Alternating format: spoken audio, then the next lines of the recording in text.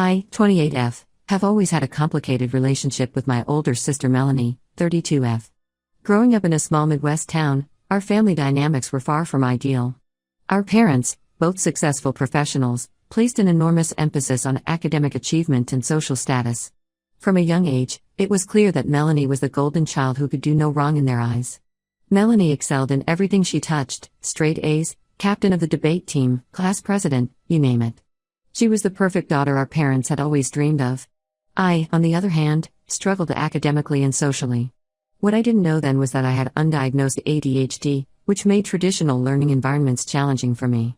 Our parents' constant comparisons between us only exacerbated the situation. "Why can't you be more like your sister?" became a common refrain in our household. Family dinners often turned into showcases of Melanie's latest accomplishments, while my struggles were either ignored or criticized. This dynamic continued throughout our childhood and teenage years, driving a wedge between us that never truly healed. As we entered adulthood, the gap between us only seemed to widen. Melanie went off to an Ivy League college on a full scholarship, then straight to law school. She landed a job at a prestigious firm in the city and quickly climbed the corporate ladder. Meanwhile, I struggled to find my footing. I bounced between community college and various entry-level jobs, never quite finding my place. It wasn't until my mid-20s that I discovered my passion for graphic design. I went back to school, got my degree, and started building a career I genuinely enjoyed. For the first time in my life, I felt like I was on the right path.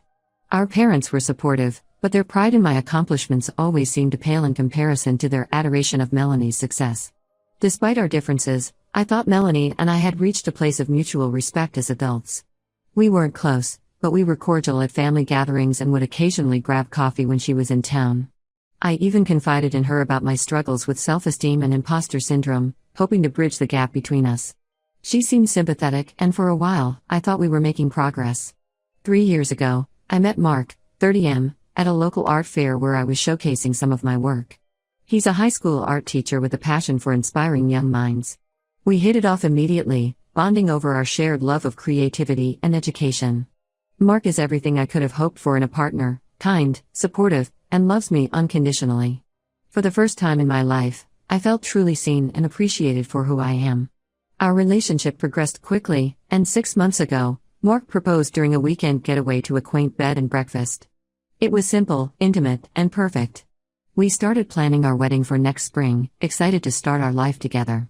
I was over the moon and couldn't wait to share the news with my family. My parents seemed happy for me, if a bit reserved. Melanie, however, was oddly quiet when I told her. She congratulated me but quickly changed the subject. I brushed it off at the time, assuming she was just busy with work. Last month, my world came crashing down when I found out the real reason behind Melanie's lukewarm response. Our cousin Amy, 26F, who has always been more like a sister to me than Melanie ever was, called me in tears. She couldn't keep it to herself any longer. Melanie had been badmouthing Mark to our family behind my back for months. According to Amy, Melanie had been telling anyone who would listen that Mark was a loser who would never amount to anything because he was just a high school teacher. She said I was settling and that I could do so much better.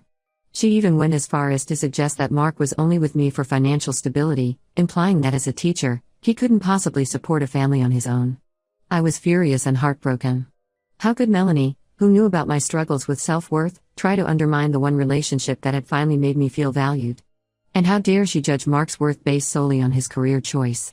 I confronted Melanie about it, hoping there had been some misunderstanding. To my shock, she didn't even try to deny it. She said she was just looking out for me and didn't want me to end up with someone beneath our family status. She argued that as my older sister, it was her duty to protect me from making a huge mistake. I couldn't believe what I was hearing. I told her she had no right to judge my relationship or spread lies about Mark. I reminded her that teaching is a noble profession and that Mark's impact on his students' lives was worth far more than any high-powered salary. Things escalated quickly. I told Melanie she was a snobby, elitist bitch who clearly hadn't outgrown her need to feel superior to me. I accused her of being jealous that I had found happiness with someone who valued me for who I am, not what I could do for their social status. Melanie fired back, calling me ungrateful and naive. She said I was throwing away my potential by marrying a nobody and that I would regret it when I was struggling to make ends meet in a few years. After our blowout, I went low contact with Melanie. I only spoke to her when absolutely necessary for family events, keeping our interactions brief and cold. Our parents tried to intervene, but I shut down any attempts to discuss the situation. I was done being the family peacekeeper at the expense of my own happiness. Last week, Melanie dropped a bombshell. She called to announce her engagement to her boyfriend of 2 years, Tyler, 34M. Tyler comes from a wealthy family and is a partner at a prestigious law firm, exactly the type of man our parents always envisioned for her. Melanie was over the moon, gushing about her massive diamond ring and plans for a lavish wedding. Then came the kicker. Melanie said she wanted me to be her maid of honor. She acted as if nothing had happened between us, talking about dress fittings and bachelorette party plans. I was stunned by her audacity.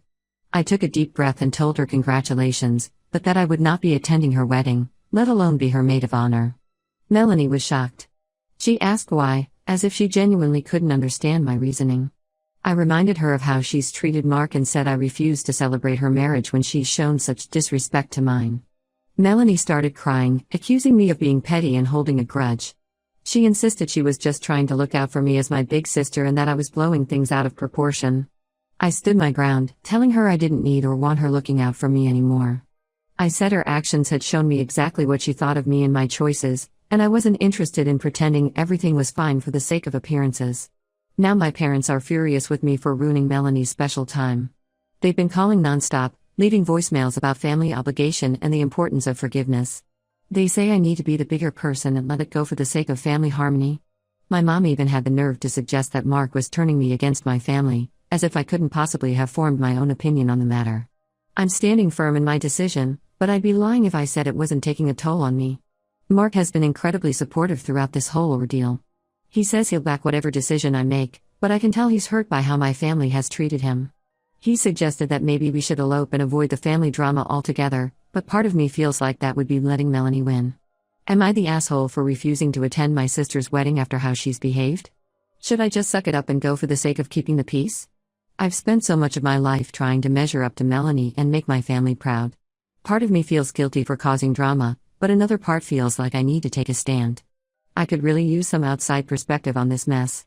Update 1. It's been about a month since my last post, and to say things have been chaotic would be an understatement. First, I want to thank everyone for their supportive comments and advice. Your words have been a source of strength during this difficult time. After my initial refusal to attend Melanie's wedding, the situation with my family escalated rapidly. My parents, who had always been masters of emotional manipulation, ramped up their guilt-tripping efforts to unprecedented levels. They called and texted constantly, cycling between anger, disappointment, and syrupy sweet pleas for family unity.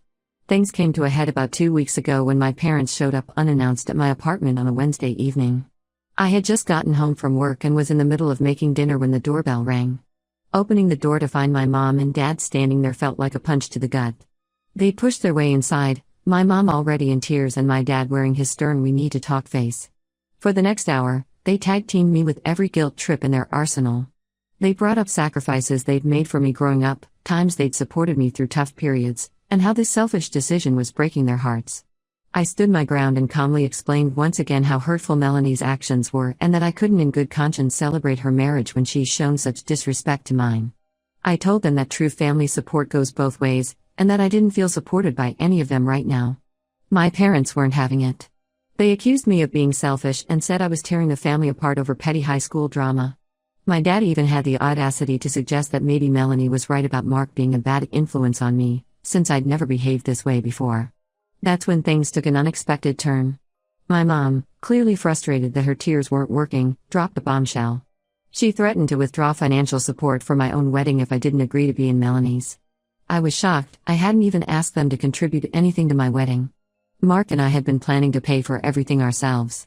The threat felt like a slap in the face, but it also opened my eyes to how they've always viewed their parental role, not as unconditional support, but as a transaction. It was a painful realization, but in a way, it made my decision easier. I told them that if that's how they felt, they didn't need to contribute or even attend my wedding at all. I said I'd rather have a small ceremony surrounded by people who genuinely support us than a big event filled with fake smiles and hidden resentment. My mom burst into tears, again, and my dad started yelling about how ungrateful I was. He brought up every mistake I'd ever made, every time I disappointed them growing up. It was like all the pent-up resentment from years of favoring Melanie came pouring out. I asked them to leave, saying I needed space from all of them for a while. After they left, I broke down crying. All the stress and emotion I'd been holding back came flooding out. Mark came home from work to find me sobbing on the couch. He was amazing. He just held me and assured me that we'd get through this together. We spent that night talking through our options and decided to look into scaling back our wedding plans so we can pay for everything ourselves. A few days later, I got an unexpected call from my Aunt Susan, 54F, my mom's sister. She said she'd heard what happened from my parents and wanted to offer her support. To my surprise, she told me she was proud of me for standing up for myself and Mark. Aunt Susan revealed that she and several other family members have long been uncomfortable with how my parents and Melanie treat me, but never knew how to bring it up. She apologized for not speaking up sooner and offered to help with our wedding in any way she could, even offering to contribute financially if we needed it. I was touched by Aunt Susan's support, and it made me realize I'm not as alone in this as I thought. It's been comforting to know that not everyone in the family agrees with my parents and Melanie's behavior. Mark and I are now considering having a smaller, more intimate wedding surrounded by the people who truly love and support us. We've been looking at some beautiful outdoor venues that would be perfect for a low-key celebration. Melanie hasn't reached out since our last conversation, but I heard through Amy that she's furious I'm stealing attention from her engagement. Apparently, she's been telling family members that I'm just jealous of her success and taking it out on her by ruining her wedding plans. Honestly, I'm past the point of caring what she thinks. My parents have switched tactics again. Now they're sending daily emails about how worried they are about me and how they just want their real daughter back. They've even reached out to some of my friends, trying to get them to talk sense into me. It feels invasive and manipulative. For now, I'm focusing on planning my wedding to the man I love and strengthening relationships with the family members who have shown they genuinely care about my happiness. I've started seeing a therapist to work through some of the deep-seated family issues this situation has brought to the surface. It's been a difficult month, full of emotional highs and lows. But underneath all the stress and sadness, I feel a sense of empowerment. For the first time in my life, I'm standing up for myself and what I believe in. It's terrifying, but also liberating. I'm still not sure what the future holds for my relationship with my parents and Melanie. Part of me hopes that with time and distance, they'll come to understand my perspective. But I'm also preparing myself for the possibility that this rift may be permanent. Either way, I'm committed to moving forward and creating a life filled with love, respect, and genuine support, even if that means redefining what family means to me. Update 2. It's been about 3 months since my last update, and the situation with my family has continued to evolve in ways I never expected. I wanted to share some recent developments and get some advice on how to handle the latest drama. First, some good news: Mark and I have finalized our wedding plans. We've decided on a beautiful, intimate ceremony at a local botanical garden with just 50 of our closest friends and family. The venue is perfect for us, filled with vibrant flowers and greenery. It reflects our love of nature and art. We're planning a laid-back celebration with a focus on good food, great music, and the people we love most. Aunt Susan has been an incredible help with the planning process. She's gone above and beyond, using her connections to help us find amazing vendors at discounted rates.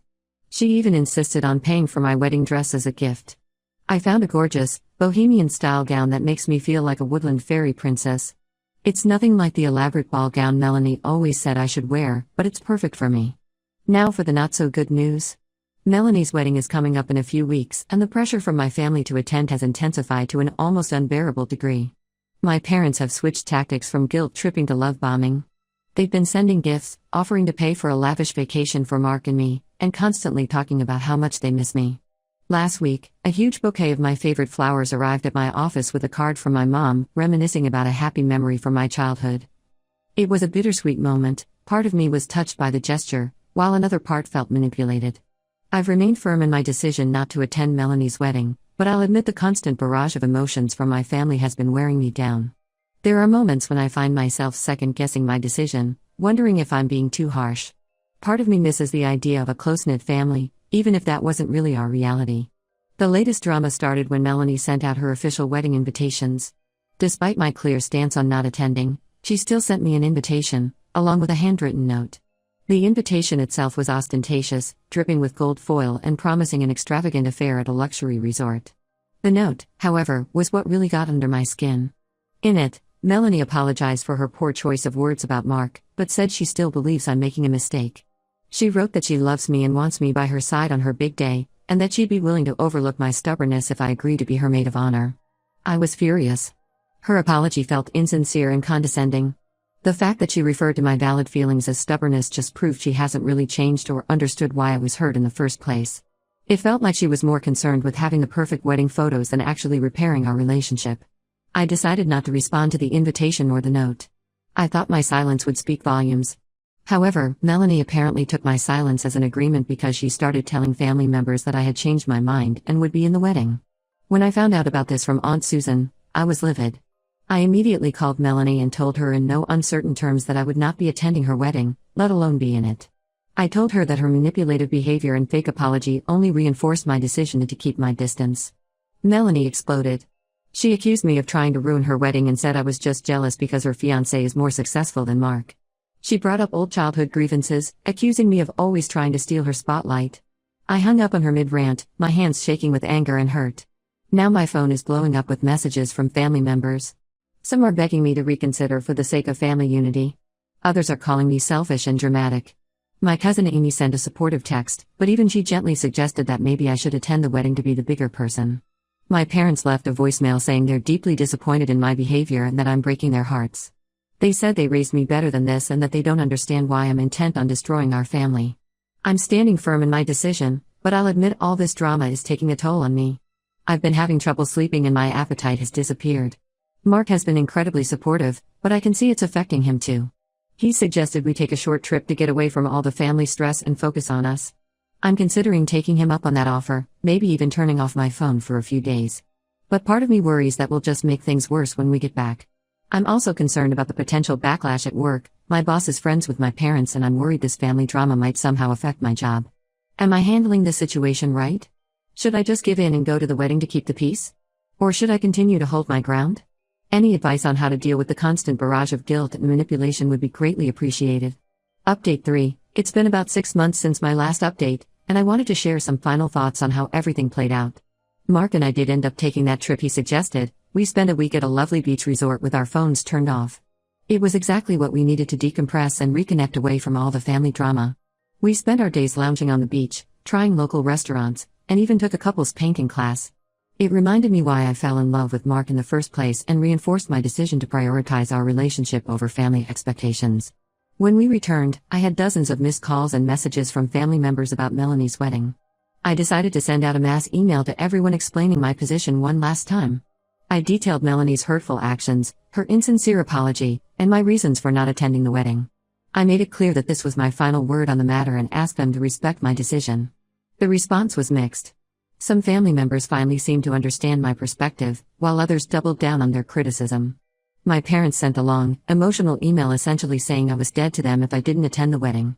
It was painful to read, but it also solidified my resolve. Melanie's wedding came and went without me there. From what I heard through Amy, it was a lavish affair with hundreds of guests.